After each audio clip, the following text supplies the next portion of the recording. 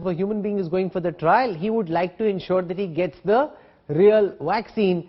If somebody finds out later that he got a placebo, then he feels cheated, or he feels that it wasn't worth the effort. So how do you deal with challenges like this, which are delaying the process, and maybe if we'd found the right volunteers at the right speed, we'd be able to complete the phase 3 or move faster than we have been able to so far?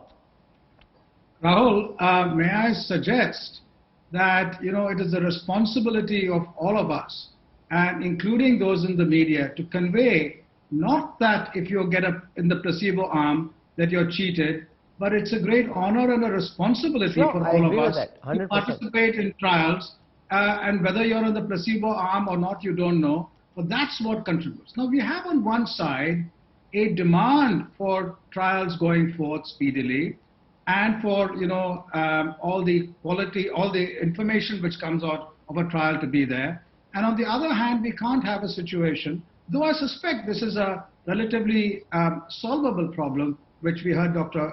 Ella talk about. We can't have a situation where trial volunteers are difficult to get. There's been a dramatic change during the pandemic in attitudes towards trials in India. Earlier, there was a feeling that trials are to be done elsewhere and drugs are to be used here, or vaccines are to be used here. Today, there is a feeling that both research and the outcomes of the research need to be done here also.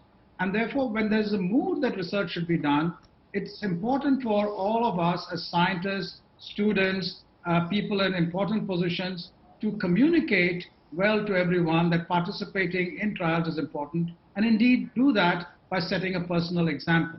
Those who are eligible to participate in the trial in these places, there are many people who are very articulate and understanding. They should set an example so that everyone else can follow.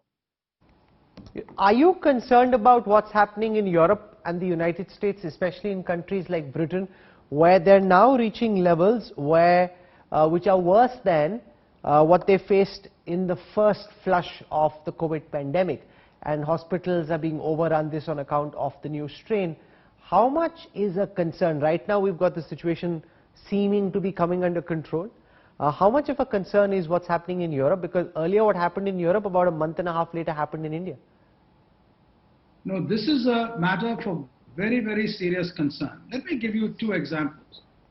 Today, the 7-day rolling average of deaths per day in India is 18 deaths per 10 crores.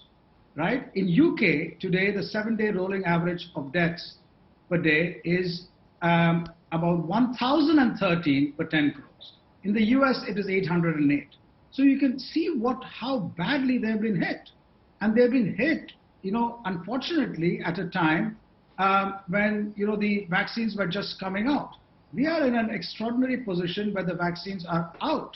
And there is a great potential, if you look at the kinds of strains which are evolving, that the spread will be much more rapid in the coming months. In that situation, it's vital that we have every instrument which we can use available to us. So I'm very concerned about what's happening in the UK. We've had, for example, first a variant in February which dominated many parts of the world. Then you had the UK variant and the South Africa variant.